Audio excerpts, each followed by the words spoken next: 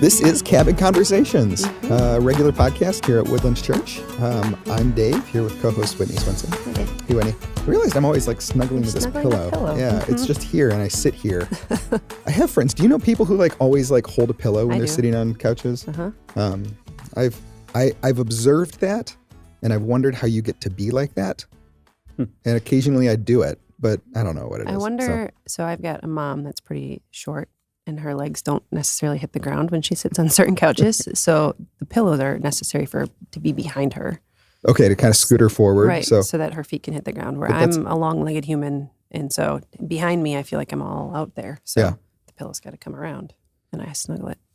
This is interesting because we can have this conversation prior to the podcast, and then we launch, and this comes into my mind, and I mention it. And I have the pillow behind you. You have yes, and that is probably a height. Okay, thing. Yeah, I wasn't going to say it, so I'm comfortable in that reality. Okay. Today. Well, our guest this week is David Hansen, and Whitney, as you were just praying for this, you were mentioning that it is a unique gift to have you on, David. And you've been on before. I think you've even been on this season. So, but this is the second to last week that you're on our staff team. Which is crazy. Yeah, it has come up a lot quicker.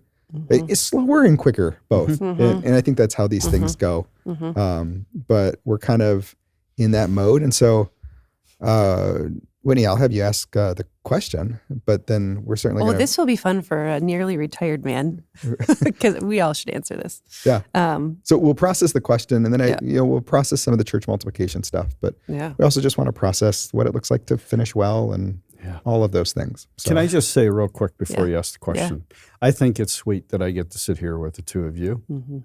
Part of it is my entire time on staff, the 10 years we've been on staff together. You inherited us. The three of us. That was a really good inheritance. Yeah. And I know that probably our relationship is not even mine with Dave, mine with Whitney. We've navigated a lot together in the 10 years, and there's a depth to it that I just think all three of us are grateful for. I know I am. For sure. And so this is a sweet conversation to be able to have. That whole people gifts thing, God's greatest gifts are people gifts. Amen. We say that because we feel that. We know that. We've experienced that. So, And so this is a funny question that pokes into a little bit of, we have a really sweet relationship that has spanned a whole bunch of ministry, but also I can ask, do you even use a computer? How many windows do you have open on your computer? How many browser tabs do you have open? Are you a Windows, like you just have a bunch of different windows, or do you have one window with a bunch of tabs? Do you have different windows with tabs? Or, David, do you even use a computer? As little as possible. And it drives me crazy to have a bunch of tabs open. Yeah. So no, I typically don't have a bunch of tabs open. So when you say you don't have a bunch of tabs open, do you mean you have one tab open or four? One. Or two. One or two. I have 4 pinned tabs. I can't have less than 4. Yeah. I just feel very distracted. Yeah. Well, that's how I live. But I don't like being distracted. Yeah. David, I think you're the type of guy that cleans your inbox. Like during a certain window, you just go in and just destroy everything in your inbox. And is it 0? Do you keep it at 0? Correct. Yeah. By the end of each, by the time I walk in the morning, just about every day I've gotten through every email. But a lot of your responses are, "Come talk to me." They are very, very to the point. Yeah. I'm so not like that with my emails. They're so long. Yeah. And I'm exhausted writing them. I can't imagine what people have to do reading them. But you have to understand, you have to develop hacks, right? Yeah. At AECOM, I got hundreds of emails pretty much every day. And in many cases, I had to weigh in. And I did not have time. Yeah. So I would weigh in, but it would be to the point. Yeah. I still remember when I hired Tori Escueda. I was going to say we have a... She started responding to emails, and I was like, oh, there's not an extra word in this email. This is as concise without being terse. Yeah. Like, it wasn't terse. No. It was very warm, but so I started asking her to send emails for me just because I was like, people will read yours. I don't have the skills. And they did. Like, there was this like, I would send, here's the explanation, and then the ask is buried somewhere in the third paragraph. So people have to read and then Tori would send out 2 sentences and get 75% more people than I would. And I was like, okay, bold the ask. I use bold know. a lot in my, which is just like why they're so ridiculous. Yeah. I use Google Chrome, and I've recently learned about tab groups, which are whole groups of tabs you can have, and you can close and then open them again, and you can shrink them down and stuff like that. It's incredible. It's changed the way I use that because I have 1.5 billion tabs open. So like you're a one window, many tabs kind of guy? I'll have a couple windows, but generally just 2, which is categorized windows? No, well, one's my work and one's my like personal and different stuff like that. And so tab groups that I have like a group on church multiplication. I have a group on residency. I have a group on teaching. And like teaching, I have all of the things that I'm prepping at a time. That's anywhere between 3 and 8 different things at a time. Wow. And so I prefer not to close those and then have to remember and then reopen. Yeah. So my tabs are kind of like my task list. Sure. When I finish something, I close it and then I'm done with it. And that's great. But so interesting. It's just different brains. Yeah. So we've known we have different brains for a while. and I'm comfortable with It's all right. So what about you, Whitney? I have multiple windows that are categorized. So there's like the everyday, the one that has my email, the calendar, master calendar, PCO pulled up, and that's just always living there. And then like probably 2 or 3 articles that I'm trying to get to read. You're right. There's always the article. You're like, I'm going to read that today. Yep. Or the podcast that's 55 minutes. Who's got time? And it's going to sit there for a while. And then there's like today was group life. So the agenda for that, but then the 6 tabs that are required for like whatever's happening within that meeting. And then,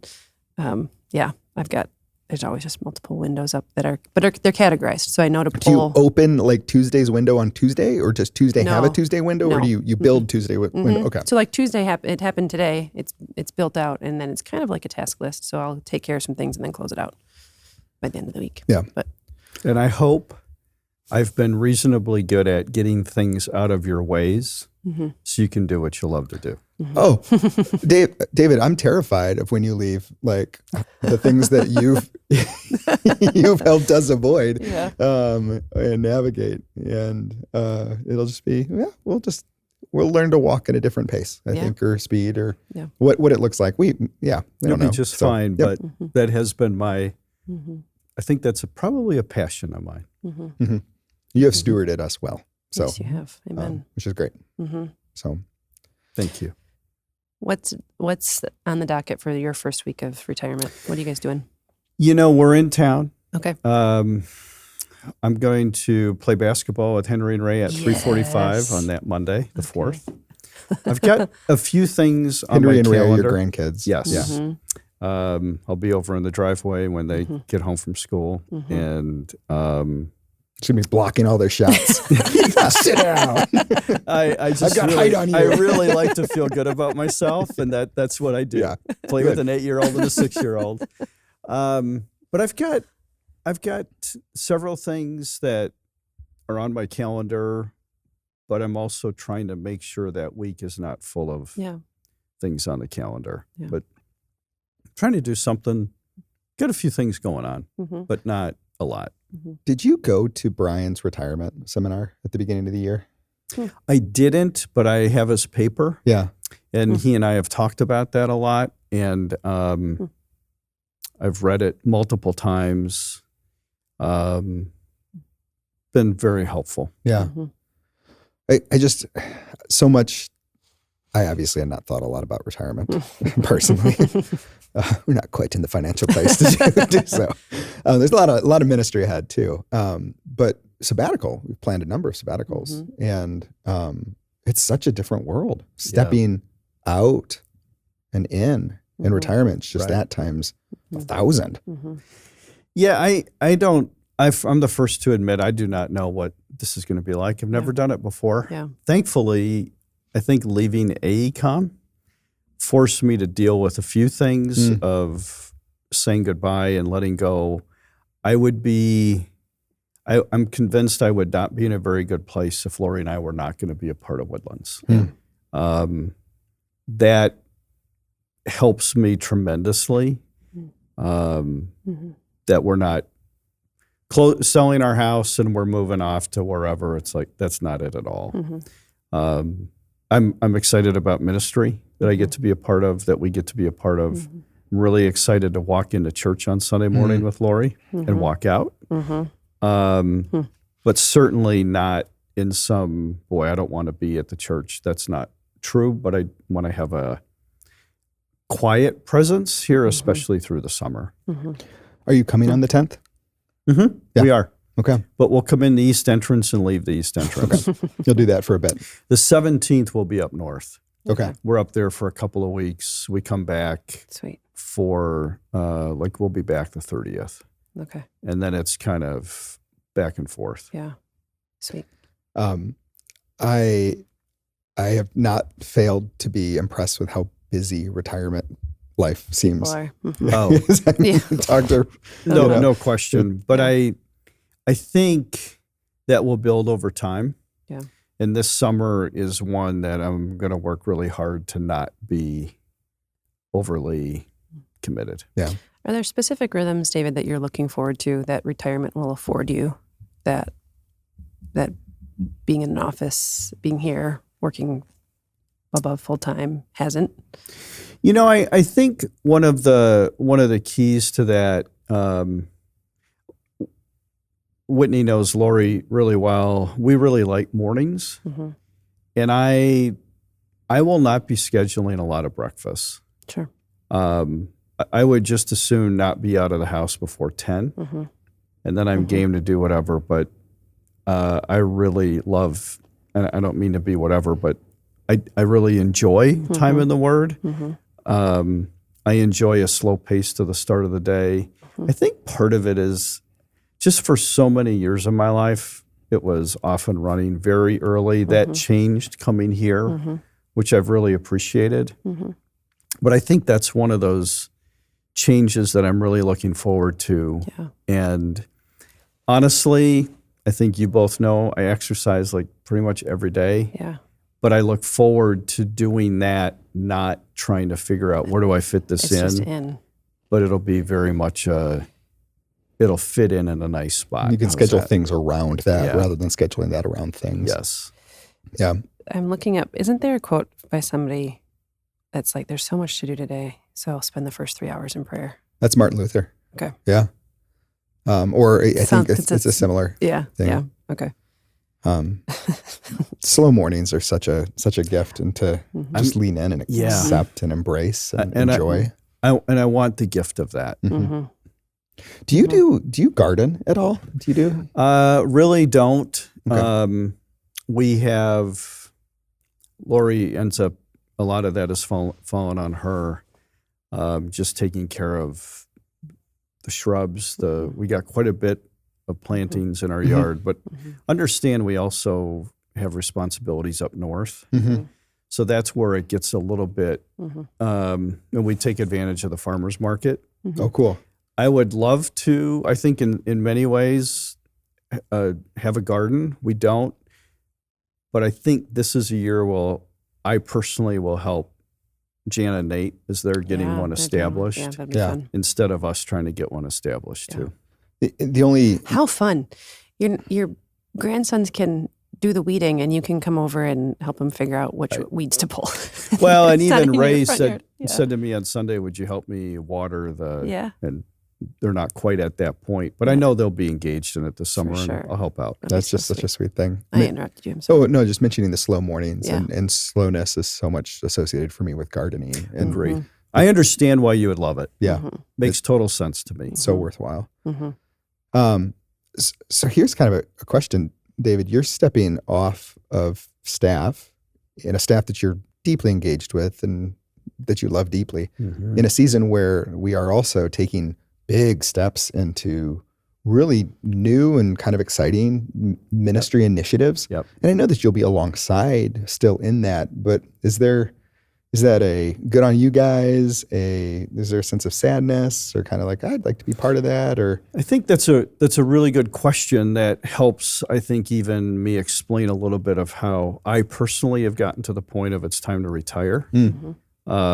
And not everybody's story is the same. The two of you know that just in terms of what we have done here at the church over the last 10 years, what my varying roles have been.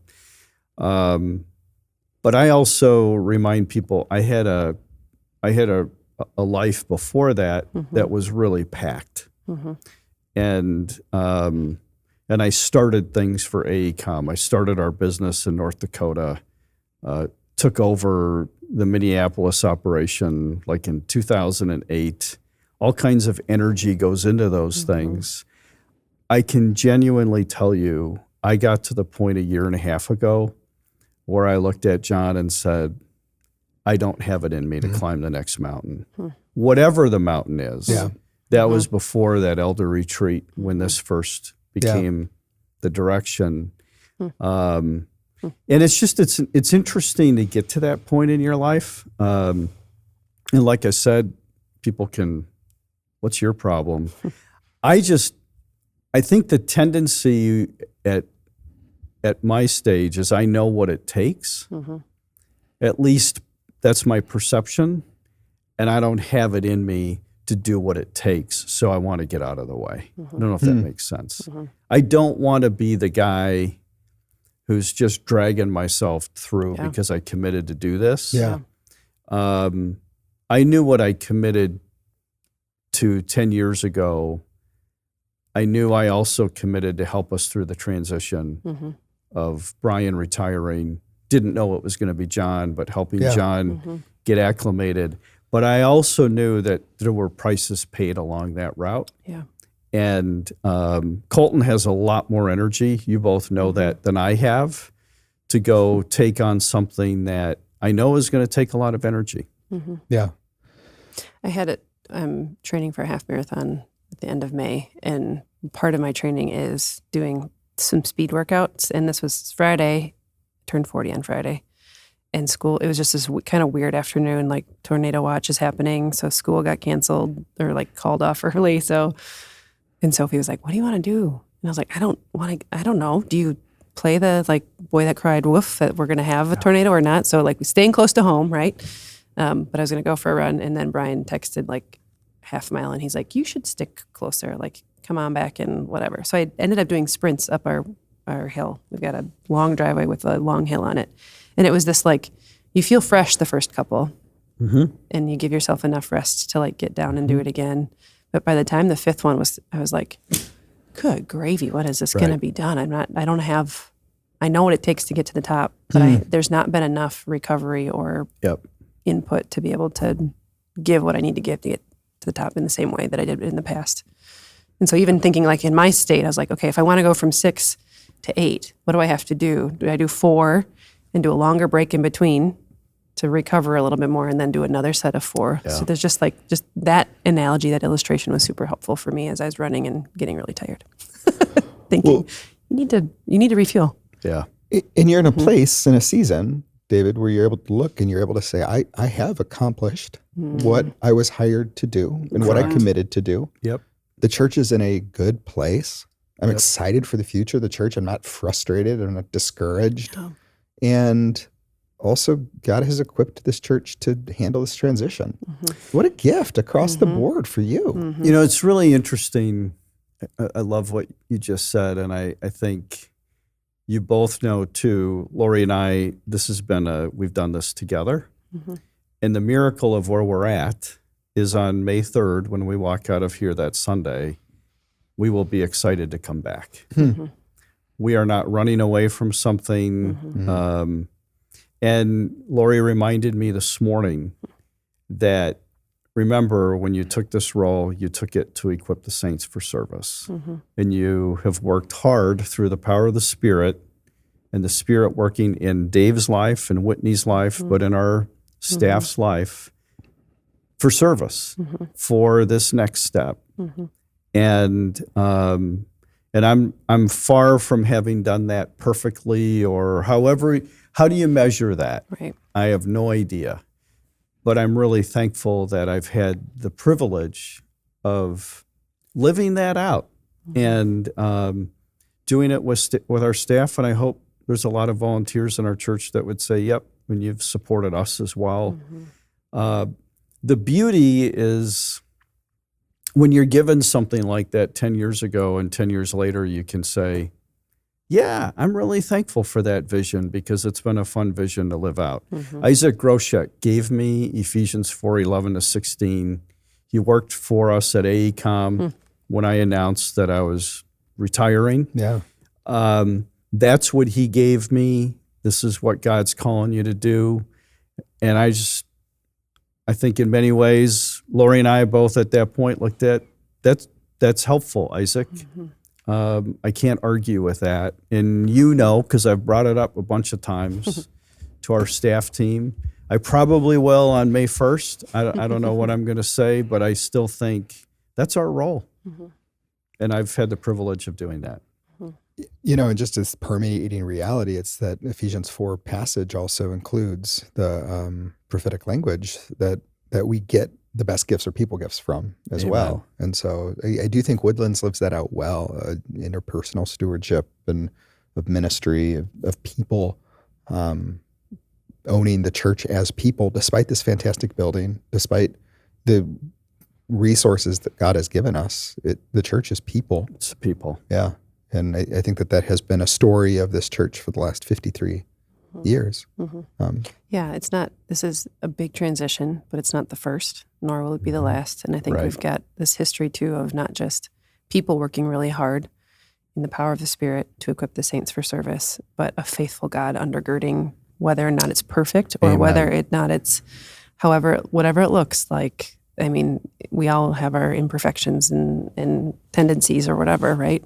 But man, just even like my coming out of staff, there were several transitions right away and got this glimpse of, God's faithful to his church and to continue the work of the ministry that's happening to proclaim his name here. So that's a beautiful thing as you look back of you've been faithful to the thing that he called you to, and he's been faithful to undergird everything that you've ever put your hands to. So, what were those transitions when you started? Heath Erickson was one of the first. Oh, it was really soon after that? Yeah, it was like within a year and a half, I think. Heath was here for 1 month after I started. Okay. Yeah, because I thought I had a couple years with Heath. Jonathan Whitford retired. I think right before me. Yeah, like months after I started. So, or less than that. We were like a half a year apart, I think. Yeah. So it was right before I got. So there was just like a lot of stuff happening right in the beginning. I'm sitting here with the heavy. This is a very dense reality realization for me. But that in 6 weeks I'm going to be the only one here on staff. Yeah. And that's. Yeah, I'm just going to miss you guys. Thank you, Dave. In a lot of ways. So, yeah. We'll miss you too. Yeah. Miss you a ton, and that's part of why I'm real thankful to not be leaving. Right. Yeah. Because both of you. I will, in whatever way this will be your advocate. Well, and it's a mark of health. It's a mark of health that both of you get to step away from staff and continue to worship here. And Heath's another one of those stories where Heath and Lorraine are continued to be involved and invested and engaged and leading in youth ministry. Like, how many churches have that happen? Right. Where someone can step away, be healthy, serve in the area that they led in for so many years. That's good. Well, and I know Lori and I right now are really excited about DLGs and life groups, and I'm really thankful for that. Yeah. What a gift. Yeah. And in many ways, I can kind of narrow the focus. Yeah. In my life, and I'm excited about that. Yeah. Thinking even, Brian's preaching in 4 weeks or something like that, and that's another one of those stories of someone who's able to step away after stewarding a ministry really well, and then continue to serve in that area. So be good. Does he do that very often? Does he fill in pulpit for different churches, or is that? Yes, actually, He does? fills Okay. quite a bit. So That's sweet. he's May 10th. I think he's Mother's Day. Okay. Mostly because John can't be there, and I didn't want to because it's Mother's Day. So I want to be with That's sweet. my family. That Brian said yes to that. And Brian, was very gracious in that. So He's a gift. grace-filled continues to mark this church. Those priorities are not inconsequential or just words. No. Every one of them is striking to consider. I think part of what I have found very interesting, and I think Dave will track with me on this, those priorities, and you will too, Whitney, were developed. God knew what was ahead for this church. And they have been really key bedrock pillars through something we just never could have imagined would be part of Woodlands' story. And yet that whole grace-filled comment is one I who on earth could have ever seen 2020 coming? Right. I mean, there's no way. No. And then all of the upheaval that was tied to 2020 that really we get to argue about masks. I never even knew what a mask was apart from. So there was just so many pieces that we then had to live those pillars out. Yeah. I see pictures of myself from 2019 and I'm like, there, small, innocent child. Right. You ignorant fool. Thinks you know what's ahead. Right. Buckle down. But yeah, they have been true guiding principles. Correct. So, And they just withstand whatever's whatever was at, we can look back at 2019 and say, oh, they're there. You didn't know it was coming, but we have these pillars or whatever you want to call them, foundational postures Yep. to hold as values to hold as a church that can withstand whatever's ahead. One thing that's really interesting to me and for Whitney and Dave, we were all in this together. So the spring of 3 years ago, 2023, as Brian was wrapping up his ministry. Just 3 years. 3 years ago right now, our focus was our priorities. Yeah. That's what we did from January until he was done. And I find that very, very interesting that that's what God put on his heart. John has stepped in, inherited those. And at some point will be, you all will be, okay, what are our priorities going to be going forward? But they continue to be really pivotal. And I find that God's grace that's where we're at 3 years later, because that's what we were all hanging on to when we did not know how is this all going to play out. I'm sure at some point down the road, just because it's the nature of organizations, and you could say, is this a church or an organization, a family, whatever, there's organizational realities to this place. And it's a nature of organizations to revisit purpose, priorities, and those sorts of things. Right. And so that will happen. And I can't imagine, and grace to me, and grace to everyone who has to be in the meetings with me, I'm not going to sit there like, why are we doing this? We got 6 that are just great. Like, this is, what else do we want to be other than grounded and gathering and going and giving and growing, and the other one, grace-filled, that like, why would we want to be anything other than that? I just feel like they well encapsulate what a healthy church should be. They've helped us. They have helped us so much. Yep. And they have stewarded us well. So, yeah. David, as you're thinking from your seat and looking ahead, you're like, hey, I get to be a congregant in, 2 weeks, but still a congregant caught up in this vision to multiply healthy churches throughout central Wisconsin in order to help people faithfully follow Jesus. Yeah. What are you like? This excites me. Like, I can't wait to see. So I think what I find to be fascinating, and I liked how John talked about the world map that we have. And he proceeded to talk about all of us being dots, right where God has placed us. I just think in the culture we're in, the United States of America, we have a tendency to be really self-absorbed people. And it just seems to me that the way of Jesus has nothing to do with really the culture we swim in every day. So we have to force ourselves to, wait a minute, what am I really going to be about? And if we acknowledge that living for Jesus has completely changed everything for us, and the church has played a huge part in that, and I know that's true for me. And it was true with Willow before getting here, Woodlands 30 years ago, but it was true at the church I grew up in, First Covenant Church in Iron Mountain. All of those have been so critical to who I am at 64 years old. And I don't mean to be, it is very unfair for me to go into another community and judge the churches that are in that community. That is not what I'm about. That being said, what I know is we have to have churches that it's all about Jesus. And I'd like to think Woodlands is more prepared to help a church in central Wisconsin than Woodlands is ready to help a church in the suburbs of Minneapolis, let's say. We do get this culture better than we don't. And we have to lean into that. And that's what God calls us to when he says, go and make disciples.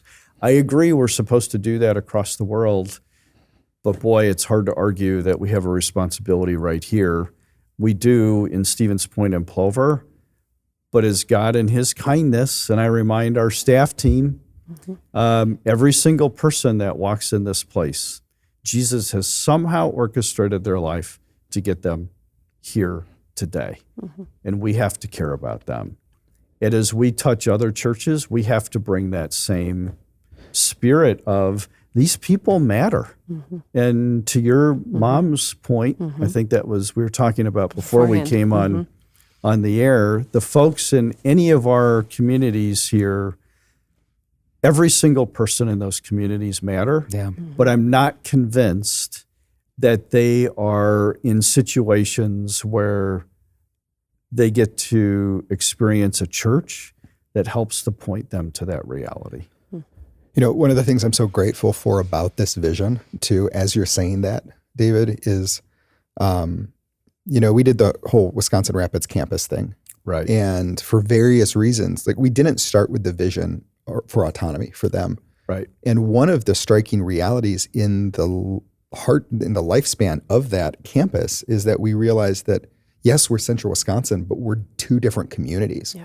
And so I know that there was a very traumatic event that took place in Rapids. And because the sermon was live streamed from Plover, there was no address of this local trauma that was taking place. And that was one of those moments among others where it was like, okay, we are a campus, we are one church in two locations, but we're also two different communities. And so I'm so thankful the elders could be rolling out a vision to multiply campuses. Like that's pretty popular. Even, 15 years ago, it was all the rage, but it's still a very viable model for church growth, but they're not rolling out a vision for Woodlands church growth. They're rolling out a vision for the church growth.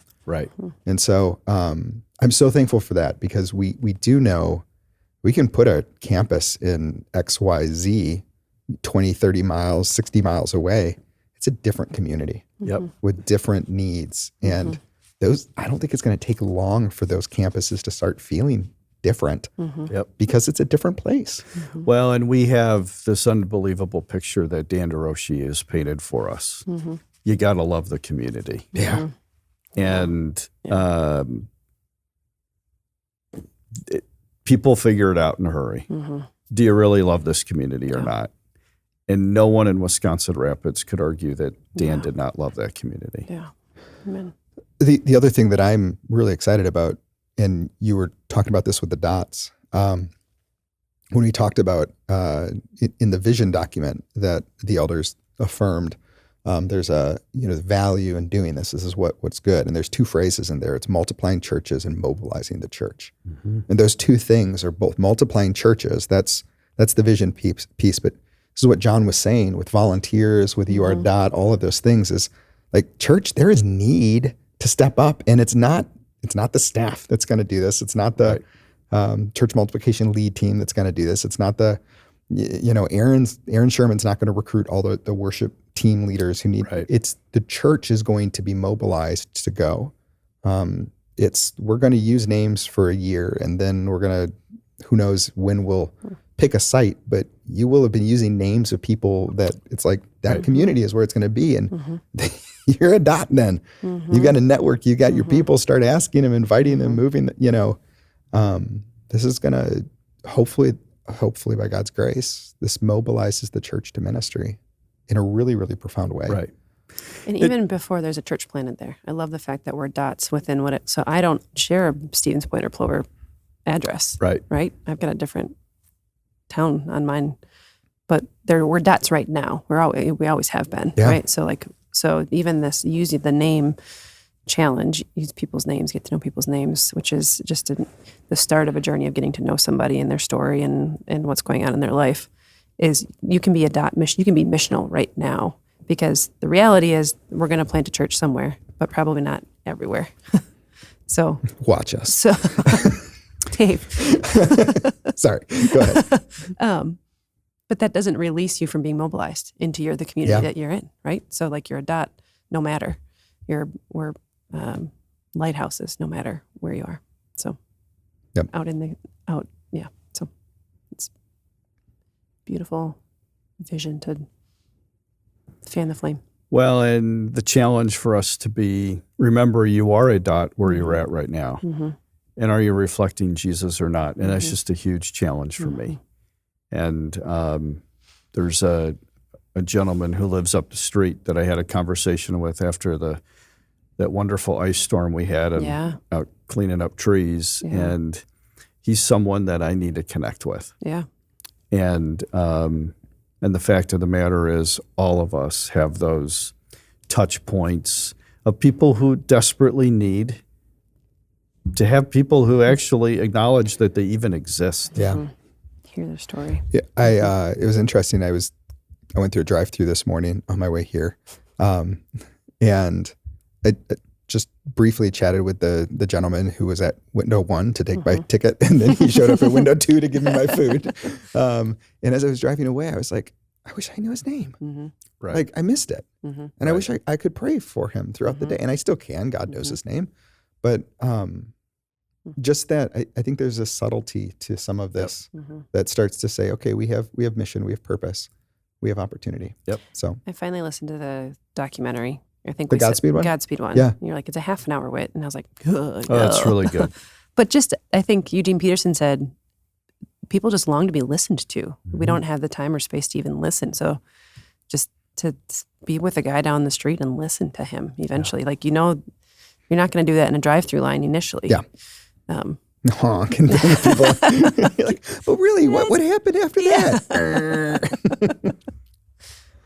You can do it with wherever God's placed you. It's the dot within your neighborhood to be just a really good listener. Yeah. David, 2 more questions for you.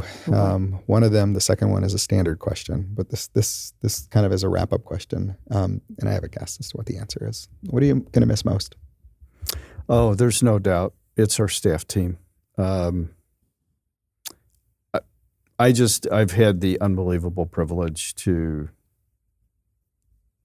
be their advocate. Mm-hmm. I think our staff team today is one that I'm just so grateful for who God has placed here, how He's put it all together. And included in that is, even in the last few months, the God's kindness. Logan today, as we're sitting with Logan, I just kind of like, holy cow. But it's just one person after another that it's like, I can't believe what he's done. And man, wait a minute, somebody from Florida that we're going to bring in here? Yeah, we need to bring her in and interview her. And it's just like, She's wow. actually from Rushhold. Exactly. Surprise. But it's just been one piece after another where I just know that I'm going to really miss that. And I know that I'm allowed to walk into the building. It's different than Brian's, where you really need to be gone for 6 months. I know that I'm allowed to show up, and I will. But I need to also understand, and it's going to be different. To even focus it a little further, the thing that you're going to miss the most is our Tuesday morning group life staff team meeting. No question about it. The highlight of the week. Don't tell anybody else. Yeah, I won't let that secret out. You get to walk back in, but my goodness, is it fun when Brian stops by? It is so fun. Yeah. And he lingers, he'll just hang out at different desks and he eats caramel and he kind of just hangs out in that. There's there's a freedom too. I know that if you show up on a random Tuesday morning or something, I'm probably going to want to be like, David, just come here. Can I just dump something on you right now? And you just give me a direction. What should I do? More than game. It's probably going to be like, can I tell you what Colton did? It's probably what it's going to be. That's so good. It'll be fun to process, but it'll be so good to see you when you step back in as you do. So that'll be good. Yeah. So, second question is, what's in your glove box? A couple of maps. Yes. Maps, like physical Real maps. Okay. Uh-huh. Do you reference them? No. But they're in there. Which if Gianna or Tyler or Lori or Nate or Emily heard this, they'd all be cracking up. Owner's manual. Okay. Insurance and all of that information. That's about it. Yeah. Do you have any? It checks out. Yeah, that's about what I expected, especially the maps. Are they up to date? We are they think, 2026 Here's the maps? deal: is we think John lied to us about this question. John said that it was a very clean glove box, and I don't believe we him. both went off air and we're like, "There's more to this story." I'm not buying that. No. Logan said his was virtually organized. Yeah, and we buy and that that. I believe. Yeah, we believe that. Oh, I checks would out. expect that Yeah. completely. Do you have any napkins in your glove box? Yep. Okay. Couple. Okay. That should be standard operating procedure. Certainly when you have kids, but at we any do. age, why wouldn't you have? You have grandkids. For our drives to North Carolina, Yeah. which we kind of seem to be doing that a lot. Yeah. That's sweet. So yeah. So I feel like when we started this question, we were like, oh, there's going to be a great window into it's- people. And what no. we're kind of finding is that glove boxes are kind of boring. Boring. Yeah. You had a better idea this morning. Do you remember what it was? We can remember for next week, and then we'll get your answer. I have a distinct memory of giving you a really nice map of the green circle, within your first week of being here, as if you needed it. Interesting. I didn't know that about you yet, and then at some point, I think it was your wife that was like, "Well, no wonder David likes you. You gave him a map right away." Yeah. Oh, I love maps. Yeah. So, yep. I confess. Here, I picked up 3, David. I just look at this section or something. It was something crazy that you didn't need it. You knew it. You took it very graciously and didn't tell me I was an idiot for giving it to you. I would never say that about you. What I would tell you is that, and again, I'm sure it's a generational thing, but if I look at my phone, and it'll get me to wherever I have to go, I just don't remember as opposed to if I look at a map. That makes all the sense in the world. Then I can actually visualize, and otherwise I'm just letting There's the computer. reference points that Right. on a bigger. I don't know. Google Maps creates dependency. Phones create dependency. Yeah. So That's what I find, and I actually, it's probably the engineer in me. You like roads. So I at the end do. of the day, you like roads. I would think that I should, but yeah. You can take the engineer out of the engineering firm, but you can't take the, No, you I don't know can't. what it's going on. Engineer out of him. Yeah. So, That didn't work. hey, David, it is an absolute gift Yes, it to is. have Amen. you on. It has been a gift to serve alongside you. It will be a gift to continue to do so by Good. God's goodness and I'm graciousness. not running away. Yep. So, I love you, Dave. I love you, Whitney, with We all love my you too, heart. David. so Agreed. what a gift. Hey, Woodland Church, the best gifts are people gifts. This church is full of people. If you don't have those gifts yet, It always comes back to community. Always comes back to community. So we should have called this Community Cabin Conversations, but that's what it is. So Yeah. We will be back next week. Yes. With more with the most regular cabin conversation That we've had for a long time. Yeah. It's incredible. All right. Bye, guys. Bye. Thank you.